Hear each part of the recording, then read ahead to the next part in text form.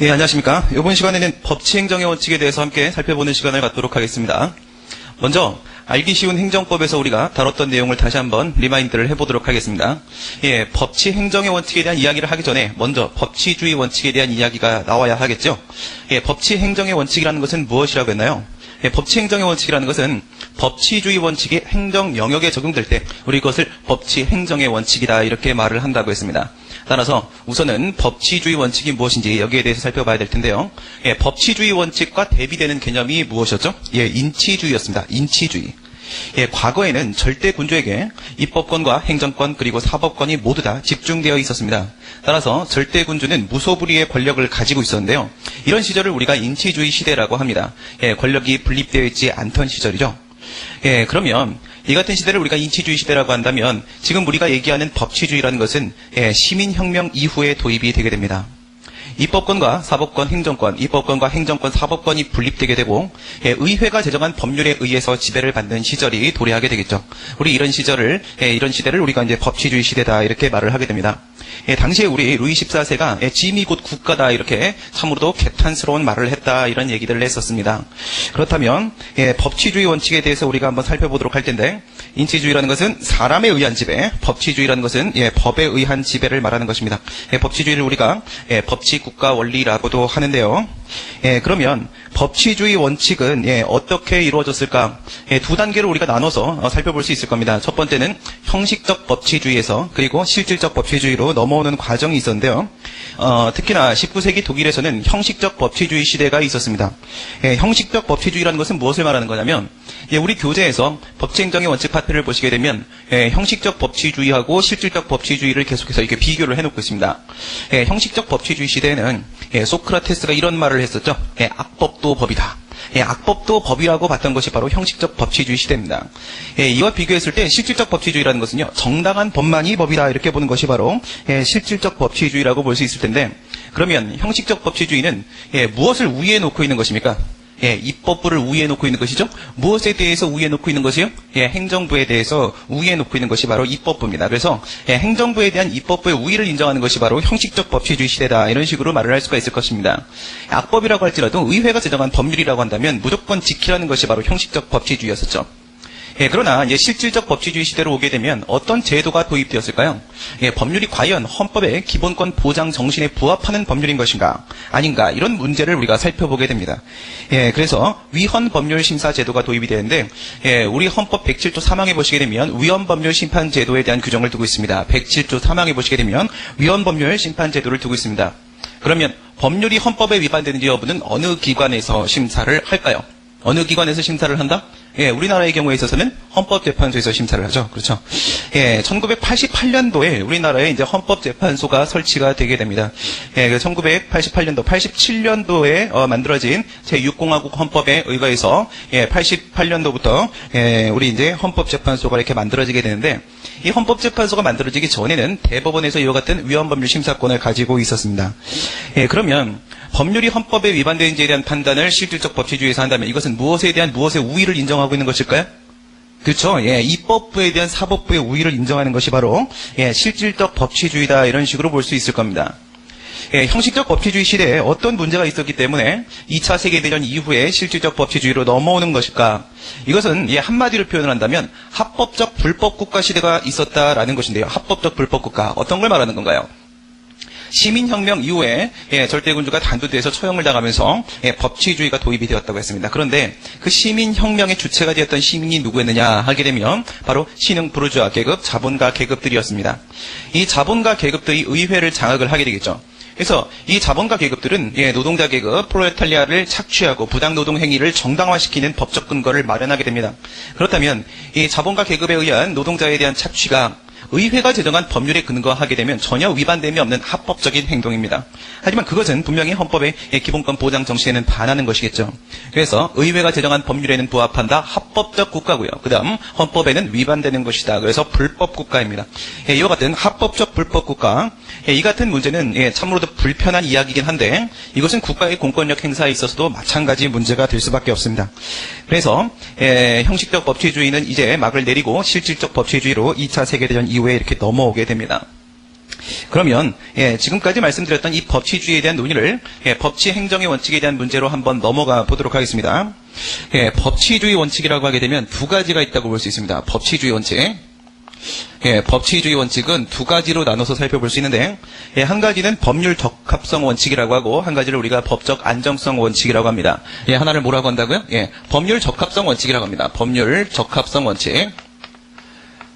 행정권의 발동은 법률에 적합하게 행해져야 된다는 것이고요. 그 다음 두 번째, 법적 안정성 원칙이라는 것이, 법적 안정성 원칙이라는 것이, 법치주의 원칙 안에 포함이 됩니다. 예를 들어서 이런 경우 한번 보도록 하겠습니다. 갑이라는 사람에 대해서 대한민국의 국민으로서의 지위를 인정하는 귀화 허가를 해줬습니다. 그래서 갑은 이제 대한민국 국민이 되었습니다. 이제 갑은 대한민국에서 살기 위해서 일을 하면서 돈을 벌어야겠죠. 그래서 특정 회사와 고용계약을 맺습니다. 그 다음 갑은요, 자신이 살 곳을 찾아야 될 것이기 때문에 특정인과 을이라는 사람과 전세계약을 맺었습니다. 그런데 갑에 대한 귀화 허가가 만약에 위법한 것이었다. 그렇다면 갑에 대한 귀화 허가를 취소해버리면 어떻게 될까요? 갑과 계약을 맺었던 사람들의 법적 안정성의 침해를 발생시킬 수밖에 없을 것입니다. 귀화 허가가 아무리 위법하다고 할지라도 이와 같은 사람들의 법적 안정성을 보장할 수밖에 없을 것인데요. 이것도 역시 법치주의 원칙의 내용 중에 하나라고 볼 수 있겠죠. 그런데 이 법률 적합성 원칙, 행정권의 발동은 법률에 적합하게 행해져야 된다는 이 법률 적합성 원칙은 어디에 적용이 되냐? 첫 번째, 입법 작용에도 적용이 될 것이고, 두 번째, 행정 작용에도 적용이 될 것이고, 세 번째, 사법 작용에도 역시 마찬가지로 적용이 될 것입니다. 이 법률 적합성 원칙을 행정 영역에 적용시킬 때 우리 것을 무엇이라고 한다? 법치 행정의 원칙이라고 합니다. 여기서 이제 나오는 것이 바로 법치 행정의 원칙이 되겠네요. 법치 행정의 원칙이 될 것입니다. 법치 행정의 원칙. 우리나라의 행정법은 독일로부터 전래되어 왔습니다. 그렇다면은 독일의 이제 행정법의 아버지를 우리가 누구라고 했어요? 헌법은 변해도 행정법은 변하지 않는다. 이와 같은 유명한 말을 남긴 사람. 행정학적인 접근 방법에서부터 법적인 접근 방법으로 행정법을 완성시킨 사람, 그 사람을 우리가 오토마이어라고 하죠. 독일의 행정법의 아버지 오토마이어. 우리 행정법도 역시 독일에서 넘어왔기 때문에 우리 행정법의 아버지도 역시 이름이 좀 깨름칙하긴 하지만 오토마이어라고 볼 수 있을 겁니다. 오토마이어한테 그 제자가 이렇게 물어봤어요. 뭐라고 물어봤다? 법치행정의 원칙이 뭐예요? 라고 이렇게 물어봤어요. 법치행정의 원칙이 뭐예요? 라고 물어봤더니 법치행정의 원칙이라는 것은 첫 번째, 법률의 법규 창조력과 법률의 법규 창조력, 그 다음 법률 유보 원칙과 법률 유보 원칙, 그 다음 법률 우위 원칙으로 이렇게 구성이 된단다. 법률 우위 원칙, 이 세 가지로 이렇게 세 가지 내용으로 구성이 된다고 설명을 했습니다. 그러면 법률의 법규 창조력이라는 것은 무엇이라고 했나요? 알기 쉬운 행정법에서 우리가 충분히 얘기를 했었죠. 무슨 뜻이에요? 법규가 뭔지 먼저를 봐야겠죠. 법규. 법규범이라는 것은, 법규라는 것은요, 국민의 권리 의무를 규율하는 규범을 우리가 법규라고 합니다.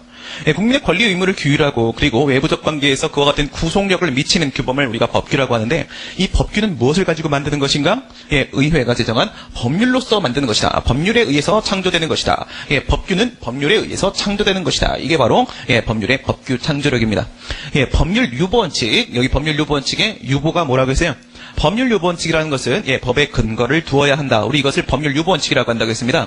유보는 무엇이다? 유보는 맡긴다라는 것입니다. 맡긴다. 무엇에 맡긴다? 법률에 맡긴다. 이거죠? 그죠? 법률에 맡긴다. 그렇기 때문에 행정권의 발동은, 왜 지금 우리가 행정권 발동을 얘기하고 있다? 법치 행정의 원칙을 얘기하고 있기 때문에 그런 겁니다. 그래서 행정권의 발동은 어디에 맡겨진다? 법률에 맡겨진다. 따라서 법적 근거를 구비해야만 한다. 이거예요. 그 다음에 법률 우위 원칙 이렇게 보도록 하겠습니다. 법률 우위 원칙이라는 것은 무엇보다 법률이 우위에 있다는 거예요. 행정부보다 입법부가 우위에 있다. 즉 행정권의 발동은 법률에 위반되어서는 안 된다. 법률에 위반되어서는 안 된다. 우리 이것을 법률 우위 원칙이라고 합니다. 우리 방금 전에 법치행정의 원칙 어디서 끌어왔죠? 법률 적합성 원칙에서 끌어왔죠? 법률 적합성 원칙에서. 물론 이 법적 안정성 원칙 역시도 법치행정의 원칙의 일 내용을 구성하는 것은 사실입니다. 그러나 행정권 발동이 법률에 적합하게 행해져야 된다. 이것이 바로 법치행정의 원칙이기 때문에 행정법에서는 법치행정의 원칙은 법률 적합성 원칙을 행정 영역에 적용시켰을 때 우리 그것을 법치행정의 원칙이다. 이렇게 말을 한단 말이에요.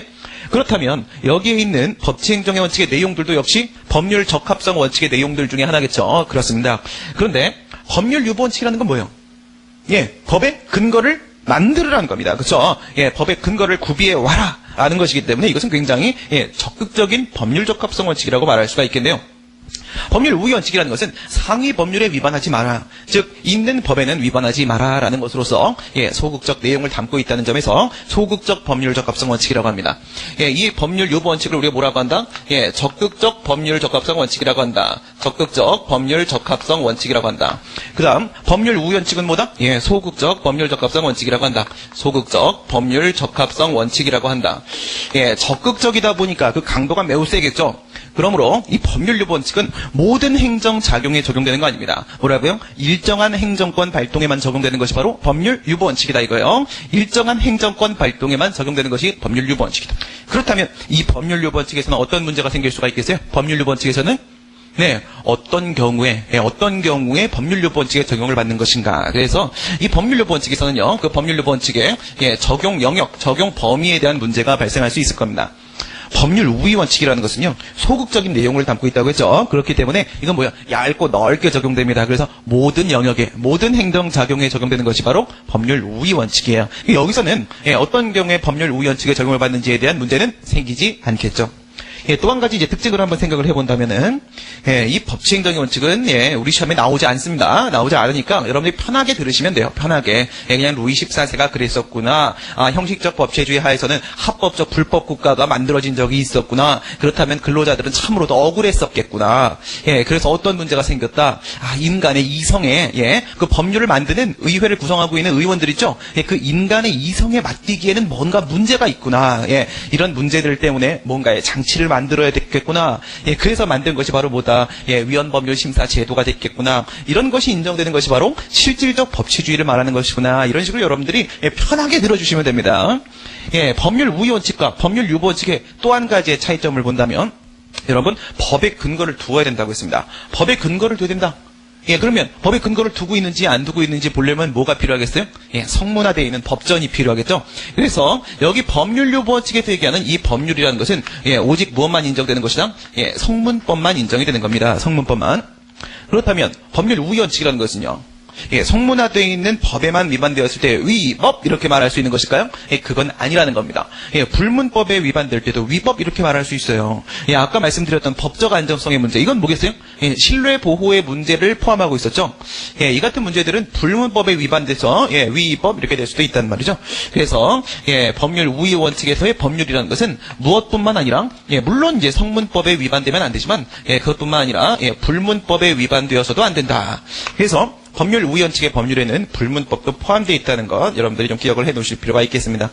우리 이제 법치행정의 원칙에 대한 전반적인 얘기를 간단하게 한번 해봤는데 교재로 들어가서 내용을 하나씩 한번 살펴보도록 하겠습니다. 로마서 1번을 보시게 되면 법치주의에 대해서 이야기를 하고 있습니다. 법에 의한 지배, 아래 CF 보시게 되면 인치주의라고 되어 있죠. 절대군주 시대에는 뭐라고요? 사람에 의해서 지배를 받았었다 이겁니다. 군주가 법을 만들고 군주가 집행을 하고 군주가 재판도 했었어요. 그렇죠? 법에 의한 지배, 우리 이것을 법치주의라고 한다. 국가 권력의 활동은 법에 따라서 행해져야 된다는 국가 운영 원리, 법치 국가 원리를 우리가 법치주의라고 한다. 그 다음 밑에 보시게 되면 행정권의 행사가 무엇에 의해서 제한을 받고 또 무엇에 의해서 심사를 받는다고 되어 있나요? 행정권 발동이라는 것은 법에 의해서 제한을 받겠죠. 입법부가 제정한 법률에 의해서 제한을 받을 수밖에 없을 겁니다. 법에 따라야 되겠죠. 그걸 우리가 법치행정의 원칙이라고 말한다고 했어요. 또 한 가지, 만약에 행정권 행사가 법에 위반되는 경우는 어떻게 된다고요? 사법부의 심판을 받겠죠. 그래서 사법부가 법 선언을 한 법률 있죠. 그죠? 사법부의 재판을 받게 됩니다. 그래서 사법부가 선언한 법률에 의한 심사를 받게 된다. 같은 내용이 로마서 1번에 있네요. 로마서 2번 넘어가 보도록 하겠습니다. 법치 행정의 원칙이란 무엇인가? 이제 여기서 여러분들이 조심하셔야 될 점이 있습니다. 우리 행정법은 무엇으로 구성된다? 머리, 몸통, 다리. 그쵸? 머리는 행정조직법이라고 했어요. 몸통은 행정작용법이라고 했습니다. 그 다음, 두 다리가 제일 중요하다고 했죠. 두 다리는 바로 행정구제법이라고 했습니다. 그렇다면 행정조직법과 작용법은 결국 행정구제법을 공부하기 위한 전초전이다. 그래서 결국 모든 행정법의 내용은 어디서 집대성되는 것이다? 행정구제법에서 집대성되는 것이다. 그랬습니다. 법치행정의 원칙의 내용 안에 동그라미 2번도 포함되어 있다는 걸 여러분들이 꼭 기억하셔야 됩니다. 동그라미 1번 보시게 되면 행정권의 발동은 법의 지배 하에서 이루어져야 된다. 이걸 행정에 대한 법의 지배라고 한다. 행정에 대한 법의 지배라고 한다. 그러나 행정에 대한 법의 지배뿐만 아니라 무엇도 포함된다. 행정 구제제도의 확립 역시도 법치행정의 원칙 안에 포함이 된다 이거죠. 행정권에 의한 국민의 권익 침해가 발생하는 경우 법에 따른 권리구제 가능성이 확보되어야 된다. 법에 위반되었을 때 법에 무엇도 둬야 된다. 구제 방법도 마련해 둬야 한다. 이게 바로 법치행정의 원칙이라고 했습니다. 이 동그라미 1번에 있는 행정에 대한 법의 지배, 이건 어떤 측면에서 논의되는 거예요? 행정작용법에 위반되지 말라 이거죠? 행정작용법적 측면으로서 논의가 되는 것입니다. 그렇다면 동그라미 2번에 있는 내용은 뭐겠습니까? 국민의 권리구제 내용을 다루고 있기 때문에 행정구제법적인 측면에서 논의가 되고 있는 겁니다. 동그라미 1번은 몸통, 그리고 동그라미 2번은 다리죠. 그 밑에 보시게 되면 법치행정의 원칙이라는 것은 법률의 법규 창조력, 그리고 법률 유보 원칙, 법률 우위 원칙 세 가지로 구성된다는 내용이 있네요. 이건 제가 방금 전에 말씀드린 독일 행정법의 아버지 오토마이어가 이렇게 세 가지로 구성이 된다고 이야기를 했다고 했죠. 그 다음 로마자 3번에 보시면 형식적 법치주의 내용이 있고, 그리고 로마자 4번에 보시게 되면 실질적 법치주의에 대한 내용이 있습니다. 우리 요거를 하나씩 비교를 한번 해보도록 하겠습니다. 먼저 여러분들에게 팁을 하나 드리도록 하겠습니다. 어떤 팁을 드리냐면, 형식적 법치주의에서 말하는 법률은 무엇이다? 이것은 형식적 의미의 법률이다. 뭐라고요? 형식적 의미의 법률이다. 그렇다면 실질적 법치주의에서 말하는 법률은 무엇이다? 이것은 바로 실질적 의미의 법률이다. 형식적 의미의 법률이고 실질적 의미의 법률이다. 이겁니다. 그렇다면 양자의 차이점을 여러분들이 비교를 해보셔야 될 텐데, 아까 전에 한 가지 나왔습니다. 뭐가 나왔나요? 형식적 법치주의에서는요, 악법도 법이고, 실질적 법치주의에서는요, 정당한 법만이 법이다. 이렇게 말을 했어요. 그렇다면 정당한 법이라는 것은 무엇을 말하는 것이다? 헌법에 부합하는 법률을 말하는 것이다. 그거죠? 그래서 헌법의 기본권 보장 정신에 부합하는 것인가 아닌가? 이런 문제에서 형식적 의미의 법률과 실질적 의미의 법률이 비교될 수 있습니다. 그러면 여러분들 형식적 의미의 법률하고 실질적 의미의 법률하고 어느 게 더 넓을까요? 어느 게 더 좁을까요? 그렇죠? 실질적 의미의 법률이 좀 더 좁겠죠. 그렇죠? 위헌인 법률은 우리가 법이라고 보지 않는다는 거예요. 그렇다면 형식적 의미의 법률이 조금 더 넓겠네요. 그렇죠? 또 한 가지 기준을 제시해 드리도록 하겠습니다. 형식적 법치주의 하에서는요, 의회가 만든 형식적 의미의 법률, 그것만 우리 법이라고 봤어요. 의회가 만든 법률만을 우리가 법이라고 봤었습니다. 그러나 실질적 법치주의 하에서는요, 무엇까지도 법이라고 본다. 행정부가 제정한 일반적 추상적 규범, 이걸 뭐라고 하죠? 행정입법이라고 하죠. 행정입법. 그 중에서도 특히나 법률의 위임을 받아서 만들어진 위임입법, 우리 이것도 법이라고 본다는 겁니다. 그걸 뭐라고 부르나요? 법규명령이라고 부르죠. 법규명령. 책에 따라서는 그것을 행정입법이라고도 부르고요. 법규명령을 행정입법의 산물이라고 봐서 법규명령이라고 칭하는 책들도 있고요. 명령이라고 하게 되면 행정부가 행정기관이 만든 법을 우리가 명령이라고 하는데, 그 중에서 법규로서의 성질을 가지는 것만을 명령이라고 말하는 것이기 때문에 그냥 명령 이렇게 말해도 된다. 이렇게 보는 책들도 있어요. 그래서 여러분들이 이제부터 제가 행정입법이라고 말해도, 법규명령이라고 말해도, 명령이라고 말해도 그냥 다 같은 것으로 봐주시면 되겠습니다. 두 가지 기준을 제시해드렸네요. 하나는요, 법률이 헌법에 부합하는가 아닌가라는 문제가 하나가 있었고요. 그다음 두 번째는요, 의회가 제정한 법률만을 인정할 것인가, 아니면 행정부가 만든 행정입법도 인정할 것인가, 이 두 가지 측면에서 형식적 의미의 법률과 실질적 의미의 법률이 차이가 나겠습니다. 밑에 의의를 한번 보시게 되면, 법률의 목적이나 내용이 헌법 합치 여부와는 관계없이라고 되어 있습니다. 이게 바로 형식적 법치주의죠. 형식적 의미의 법률에 의한 지배다. 2차 세계대전 이전에 19세기 독일에서 그와 같이 형식적 법치주의가 적용이 되었었다. 이렇게 되어 있습니다. 밑에 보시면 형식적 의미의 법률 동그라미 1번, 헌법상 기본권 보장 이념을 고려하지 않았다. 그렇기 때문에 이 부분에서 조금 더 넓게 설정이 될 수가 있을 거예요. 동그라미 2번 보시게 되면요, 오직 국회의회에서 제정된 성문화된 법률만을 우리가 법률이라고 말했습니다. 언제? 형식적 법치주의 시대에. 그죠? 이렇게 보게 되면요, 조금 더 좁아지겠네요. 그렇죠? 이 측면 좁아질 거예요. 그러면 실질적 법치주의 한번 보도록 할게요.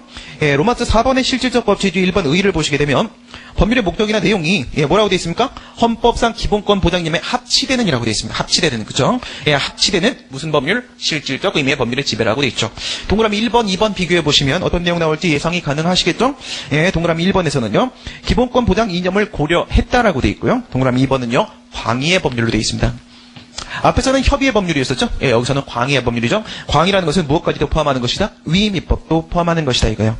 다시 형식적 법치주의로 한번 돌아가 보시게 되면, 법치 행정의 원칙의 측면에서 우리가 논의하고 있는 거니까 요거 세 개를 여러분들이 살펴보시면 되겠죠?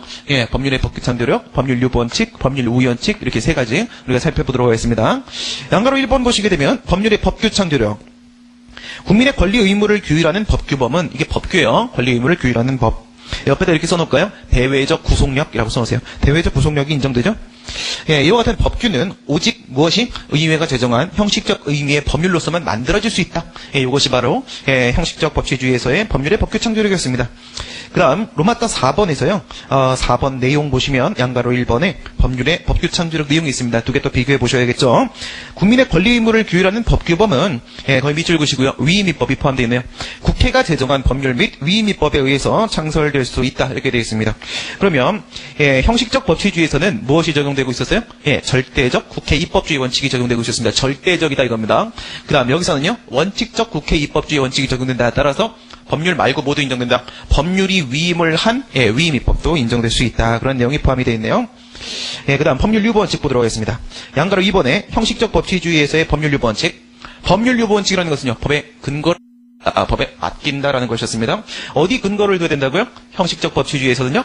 형식적 의미의 법률의 근거를 두어야 된다. 이거였고요. 그 다음 실질적 법치주의 보도록 하겠습니다. 양가로 2번의 법률 유보 원칙을 보시게 되면 일정한 행정권의 발동은 일정한이라는 거 조심하셔야겠죠. 일정한 법률 유보 원칙은 모든 행정작용에 적용되는 건 아니라고 했습니다. 일정한 행정권의 발동은 어디다가 실질적 의미의 법률의 근거를 두어야 된다. 이 일정한이라는 부분이 오른쪽 괄호에 있는 적극적 법률적 합성 원칙과 이렇게 연결되는 내용이겠죠. 그러면 근거 보시게 되면 이론적 근거, 기본권 보장의 원리, 민주주의 원리, 법치주의 원리 이렇게 세 가지 포함이 되고 있는데 여러분들 음미가 되십니까? 첫 번째 기본권 보장의 원리. 행정권을 발동할 때 법에 근거가 있어야 된다고 했습니다. 기본권 보장의 원리? 이건 무슨 뜻이에요? 국가의 자의적인 행정권 발동, 국가의 자의적인 공권력 발동을 제한시킨다는 것이죠. 그런 측면에서 자의적인 행정권 발동을 제한한다라는 측면에서 기본권 보장 원리가 바로 법률 유보 원칙의 근거가 된다 이겁니다. 이것은 우리 법률 유보 원칙 테마에서 조금 더 자세히 보도록 할 거예요. 그럼 두 번째 민주주의 원리. 민주주의 원리는 뭘 말하는 거예요? 우리가 선출한 누구? 국민의 대표자죠. 대표자가 만든 법률에 의해서 근거를 두어야 된다. 민주주의 원리, 법치주의 원리는요. 법률 유보 원칙은 법치주의, 그 중에서도 법률적 합성 원칙, 그래서 법치 행정의 원칙의 내용이라는 겁니다. 그 다음 실정법상 근거를 보시게 되면 헌법 37조 2항, 이게 일반적 법률 유보의 근거입니다. 헌법상 근거. 37조 2항에 보시게 되면 국민의 자유와 권리는 법률에 의해서만 제한될 수 있다고 되어 있어요. 국민의 기본권은 법률에 근거를 해야지만 제한이 가능하다. 일반적 법률 유보의 근거라고 볼 수가 있겠고요. 오른쪽에 있는 헌법 23조 1, 2항 이건 뭐죠? 사유재산권 보장 규정이죠. 그래서 재산권의 내용과 한계는 무엇으로 정해야 된다? 법률로서 정해야 된다. 이렇게 돼 있어요. 법률로서 정해야 된다. 재산권의 내용과 한계는 원칙적으로 보장을 해야 되고 또한 일정한 제한을 가할 때는 법의 근거가 있어야 된다. 그게 바로 23조 1, 2항 규정입니다. 그다음 23조 3항은 뭘까요? 23조 3항은 손실보상이죠. 손실보상 규정입니다. 손실보상. 재산권 제한 법률에는 무엇이 포함되어 있어야 됩니까? 보상 규정도 같이 포함되어 있어야 된다는 내용이고요. 그다음 25조는 뭘까요? 헌법 25조? 헌법 25조는 공무 단임권 규정입니다. 공무 단임권 규정. 그다음 59조는요. 59조는 세금을 부과할 때는 반드시 법의 근거가 있어야 된다. 조세 법정주의 원칙 규정이죠. 조세 법정주의 원칙. 이것들은 이제 헌법상 개별적인 법률 유보의 근거였다라고 볼 수가 있겠고요. 반가로 3번의 적용 범위를 보시게 되면 법률 유보 원칙의 적용 영역이 문제가 된다. 견해 대립이 있습니다. 왜 그렇다고 했나요? 이것은 굉장히 강도 높은 법률적 합성 원칙이라고 했어요. 그래서 모든 영역에 적용되는 것이 아니라 말 조심하자고 했죠. 뭐라고요? 일정한 행정권 발동이라고 했죠. 그러면 일정한 범위가 어디까지일까? 이런 문제가 생길 수 있겠네요. 학설이 지금 친매 유보설, 급부행정 유보설, 권력행정 유보설, 전부 유보설, 중요사항 유보설 이렇게 돼 있는데요. 표현은 본질성설보다는 중요사항 유보설이라고 해주시는 게 좋겠고 이 내용은 우리 법률 유보 원칙 테마 가서 배울까요? 그렇게 하도록 하겠습니다. 법률 유보 원칙 테마가 따로 있으니까요. 그렇죠? 거기서 자세히 배우도록 하겠고요. 판례는 이 중에서 5번째 법률 중요사항 유보설의 입장을 취하고 있고 우리도 그것이 타당하다라고 하게 될 겁니다. 이 중요사항 유보설은 독일의 연방헌법재판소에 의해서 확립된 견해라고 볼 수가 있을 텐데요. 헌법재판소가 하는 기본 기능이 뭘까요? 기본권을 보장하는 거죠. 그래서 기본권을 표준으로 해서 그것을 기준으로 해서 기본권이 중요한 사항이면 법률 유보 원칙이 적용을 받고 기본권이 중요한 사항이 아니면 법률 유보 원칙이 적용을 받지 않는다. 이런 식의 기준입니다. 법률 유보 원칙 테마가 하시게 되면 제가 이걸 다시 1단계, 2단계로 이렇게 구분해서 여러분들한테 설명을 해드리게 될 겁니다. 지금까지 형식적 법치주의에서 법률의 법규 창조력, 법률 유보 원칙, 실질적 법치주의에서의 법률의 법규 창조력, 법률 유보 원칙을 비교해봤습니다. 이제 마지막 내용 한번 보도록 하겠습니다. 법률 우위 원칙입니다. 세 번째, 소극적 법률적 합성 원칙. 양자로 3번 보시면 국가의 행정권 발동은 형식적 의미의 법률에 위반되어서는 안 된다. 법률 우연칙은 뭐 한다? 예, 법률에 위반되지 마라. 있는 법에 위반하지 마라. 상위 법령에 위반하지 마라. 예, 이런 내용이었었네요. 예, 법률 우연칙. 근데 여기서 문제가 되는 거는 동그라미 2번에 보시면 합법적 불법 국가. 법률적 측면에서는 합법적이다. 예, 부르주아 계급이 의회를 장악하고 노동자들을 착취할 수 있는 법적 근거를 만들어버렸다. 그렇게 되면 어떻게 돼요? 예, 노동자들을 착취하는 행동이, 예, 그것이, 예, 법률에는 분명히, 예, 부합하는 게 맞아요. 그렇죠? 그래서, 예, 합법적이라고 볼 수 있겠지만, 하지만, 예, 이것은, 예, 불법적인 부분이 있다. 예, 헌법적 측면에서는 불법적이다. 예, 그런 내용이 담겨져 있고요. 적용 범위는 법률 유보원칙이랑 비교하는 거죠. 모든 행정 적용 영역에 적용된다. 예, 그 내용은 무엇이다? 행정에 대한 법률의 우위를 인정하는 것이다. 이렇게 돼 있고, 밑에 이제 박스 보시면 합법적 불법 국가에 대한 내용이 살짝 들어가 있습니다. 그럼 이것을 이제 실질적 법치주의랑 비교를 한번 해보셔야겠죠. 예, 실질적 법치주의. 양가로 3번에 법률 우위원칙 보시게 되면, 예, 실질적 의미의 법률에 위반돼서는 아니 된다. 이렇게 되어 있습니다. 예, 여기 맨 끝에 그 부분 조심해 주시고요. 맨 끝에 부분 보시게 되면, 이건 물론 이제 형식적 법치주의도 실질적 법치주의도 마찬가지인데요. 예, 불문법도 역시 포함된다 이거죠. 법률 우위원칙의 법률에는 불문법도 포함된다. 맨 끝에 동그라미 3번에 불문법원 동그라미, 예, 동그라미, 여기까지 여러분들이 체크를 해주시면 되겠네요. 예, 그러면 마지막으로, 이번 테마의 마지막 내용인데요. 예, 그 로마자 4번에 실질적 법치주의 밑에, 2번, 3번을 보시면 형식적 법치주의의 문제가 뭐가 있고 그다음 3번에서 실질적 법치주의를 통해서 어떻게 개선이 되었는가 이렇게 되어 있습니다. 예, 그래서 여기 이제 동그라미 1, 2, 3, 4, 5가 있고 실질적 법치주의 개선에도 동그라미 1, 2, 3, 4, 5번 이렇게 있습니다. 계속 비교하면서 여러분들이 보시면 됩니다. 여러분들 이제 저희 교재를 보시게 되면 매직 행정법 교재를 보시게 되면 그런 걸 많이 느끼실 수 있을 겁니다. 거의 이제 대부분이 이렇게 대꾸를 맞추고 있습니다. 이렇게 대꾸를 맞춰서 서술을 해놓고 있죠. 여러분들이 이제 답안을 쓰실 때도, 예, 우리 시험은, 예, 주관식 행정법 시험이죠. 답안을 쓰실 때도, 예, 계속적으로 대꾸를 좀 맞춰주시기 바랍니다. 예, 주관식 시험의 핵심은 뭐예요? 핵심은 바로, 네, 예, 상대방의 편의를 보장하는 거예요. 그렇죠? 예, 채점자의 편의를 보장해 주셔야 됩니다. 예, 대꾸를 맞췄다고 해서, 예, 너무 이게 평이한 답안이다 이렇게 평가받는 게 아니라, 잘 읽히는 답안이다. 예, 아주 가독성이 높은 답안이다 이렇게 평가를 받을 수 있습니다. 500부, 1000부씩 이렇게 계속 채점을 하시는 분들 같은 경우에는 이미 많이 지쳐 있으시기 때문에 글씨도 예쁘고 대꾸도 잘 맞춰져 있는 그런 답안을 좋아하실 수밖에 없겠죠. 형식적 법치주의 문제를 보시게 되면요. 동그라미 1번. 형식적인 인권 보장만이 가능했던 시절이었다 이렇게 돼 있죠. 형식적 의미의 법률에만 적합하면 그만이다. 뭐가 인정되지 않았다. 위헌법률심사제도가 인정되지 않던 시절이다 이거예요. 실질적 법치주의 개선 동그라미 1번 보시면요. 실질적인 인권 보장이 가능해졌다. 예, 기본권 보장 가능해졌다 이겁니다. 그래서 위헌법률심사제도가 도입이 되었다. 다음 동그라미 2번 보시게 되면 행정작용에 대한 재판이 오직 법률에 정해진 사항에 대해서만 이루어지고 이렇게 돼 있어요. 거기 이거 이제 받아들여지시나요? 오직 법률에 정해진 사항 밑줄 그어보세요. 오직 법률에 정해진 사항. 이건 뭘 말씀드리는 거냐면 이건 열기주의 원칙을 말하는 겁니다. 열기주의 원칙. 예, 열기주의 원칙에 대비되는 개념은 개괄주의 원칙입니다. 열기주의 원칙이라는 것은요, 예, 행정소송의 대상이 되는 행정사건에 대해서 정해놓는 입법 방식의 하나를 말하는 것인데요. 법에서 정해놓은 사항에 대해서만 행정소송 제기가 가능하도록 하는 것이 바로 열기주의 원칙입니다. 예, 그에 비해서 개괄주의 원칙이라는 것은요, 예, 행정사건의 모든 사항에 대해서 행정소송의 제기가 가능하도록 보는 것이 바로 그와 같은 입법 방식을 우리가 개괄주의 원칙이라고 합니다. 지금 형식적 법치주의 문제를 보시게 되면 행정작용에 대한 재판이 무슨 재판? 행정재판을 말하는 거죠. 행정재판이 오직 법률에 정해진 사항에 대해서만 된다 이거예요. 예, 굉장히 좁게 행정재판이 인정된다는 거죠. 그래서 권리구제 측면이 굉장히 좁게 인정이 되고 있는데요. 그 다음 오른쪽에 보시면 행정재판소에 의해서 행해진다 이렇게 돼 있어요. 우리나라는 어떤 걸까요? 우리나라도 행정재판소에 의해서 행정소송이 인정이 되고 있는 것일까요?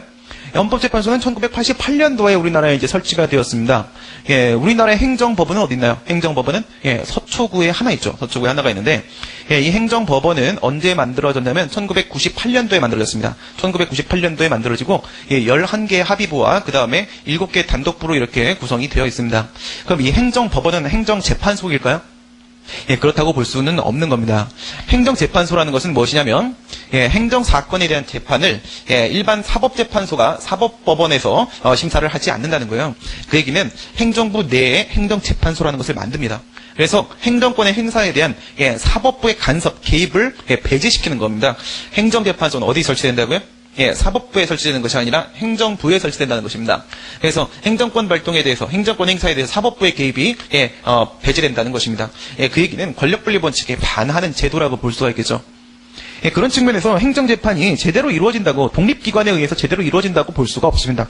그런 문제점을 지금 제기를 하고 있는 겁니다. 사법재판소에 의한 재판작용이 아니었던 것이죠. 형식적 법치주의에서. 근데 이런 거는 어디서만 가능하냐면요. 영국이나 미국 같은 영미법계에서 가능한 것은 아니고, 독일이나 프랑스 같은 대륙법계 국가에서만 가능한 일입니다. 왜 그러냐면, 대륙법계 국가에서는 공법과 사법을 이게 구분을 짓고 있죠. 그런 걸 우리가 공법과 사법의 이원적 체계를 따르고 있다, 이렇게 말을 하는데, 그러다 보니까 그 사법 관계에 있어서의 분쟁은 사법부가 담당을 하고 공법 관계에 있어서의 분쟁은 사법부가 아니라 행정재판소가, 공법상 법률 분쟁은 어디서 행정부에서 처리하겠다, 이렇게 해서 행정재판소를 설치를 했던 것이죠. 이것은 이제 대륙법계 국가에서만 있었던 일이고요. 특히나 이거 계속 문제가 되는 것은 형식적 법치주의는 19세기 이제 독일에서 문제가 됐던 것입니다. 그러면 동그라미 2번 실질적 법치주의 개선과 한번 비교를 해보시게 되면 행정작용에 대한 재판이 모든 행정작용에 대해서 이루어진다고 되어 있어요. 법률에 정해진 사항만 가능한 것이 아니라 모든 행정사건에 대한 행정재판이 가능해진다. 이것은 어떤 원칙이 적용되고 있는 것이다? 어떤 원칙이? 우리 행정소송법 제1조를 보시게 되면 개괄주의 원칙 규정을 두고 있습니다. 앞에서는 열기주의 원칙에 적용을 받았다는 것이고 지금은 이제 개괄주의 원칙에 적용을 받기 때문에 모든 행정사건에 대해서 원칙적으로 행정재판이 가능하다, 그런 얘기고요. 그리고 행정재판소가 아니라 사법재판소에 의해서 독립된 제3의 기관에 의한 재판을 받게 되기 때문에 국민의 권리구제의 폭이 훨씬 더 그 실효성이 확보가 가능하다, 그런 얘기가 있고요.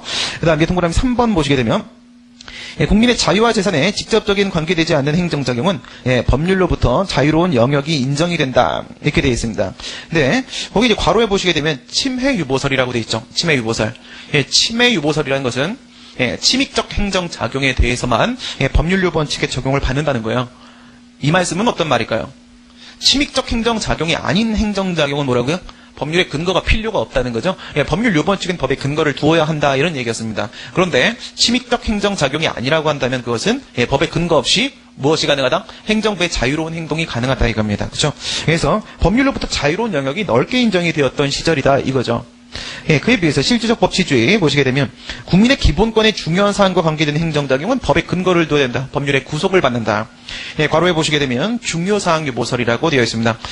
앞서서 우리가 법률 유보 원칙과 관련돼서 학설 대립을 봤는데 침해 유보설이 있었고 급부행정 유보설, 권력행정 유보설, 전부 유보설, 중요사항 유보설, 이렇게 5가지 있었습니다. 그 중에서 침해 유보설이 한번 등장해줬고 지금 이제 중요사항 유보설이 등장을 했는데요. 중요사항 유보설에 따르게 되면은 오직 침해 행정작용뿐만 아니라 다른 영역에서도 기본권의 중요한 사항의 문제라고 한다면 법률로부터 구속을 받게 됩니다. 법률의 구속을 받는다는 것은 그만큼 국민의 기본권 보장에 훨씬 더 유익하다는 얘기겠죠. 다음 4번 보시게 되면 입법의 포괄적 수권에 의한 광범위한 자유재량권이 인정이 된다, 이겁니다. 자유재량권이 인정이 된다. 우리 알기 쉬운 행정법에서 기속행위하고 재량행위 구별하는 방법을 우리가 얘기를 해봤었습니다. 1, 2, 3의 요건을 충족하면 A라는 처분을 한다. 여러분, 이제 행정작용의 중심은 무엇이다? 행정처분이라고 했죠. 행정처분을 중심으로 해서 우리가 논의를 하게 됩니다. 그런데 일반적으로 그 행정작용의 근거가 되는 법, 행정작용법에는 뭐가 포함되어 있다고 했어요? 공법관계에는 사전에 어떠한 프로그램 규정을 만들어 놓고 있다고 했습니다. 그런 걸 우리가 행위규범이라고 한다고 했습니다. 행위규범이 어떻게 생겼다고 했습니까? 1, 2, 3의 요건을 충족하면 A라는 처분을 한다, 이런 식으로 만들어져 있다고 했죠. 근데 말이죠, 이 A라는 처분을 한다 그런데 끝에 어떻게 돼 있다? 할 수 있다라고 돼 있으면요, 재량권이 인정이 돼 있겠죠? 1, 2, 3의 요건을 충족해도 A라는 처분을 할 수도 있고 안 할 수도 있을 겁니다. 그런데 이제 과거에는 말이에요, 이렇게 재량행위의 경우에 있어서는요, 사법심사가 아예 안 됐었습니다. 아예 안 됐었어요. 지금은 뭐가 인정되냐면 아무리 그것이 재량행위라고 할지라도 마음대로 하라는 건 아니에요. 마음대로 하라는 것이 아니라 어떻게 하라는 거예요? 입법부에서는 잘 모르겠으니까 행정부에서 행정기관이 그 법을 집행을 할 때 구체적 사안에 따라서 최선의 방법을 너희들이 한번 판단해봐라.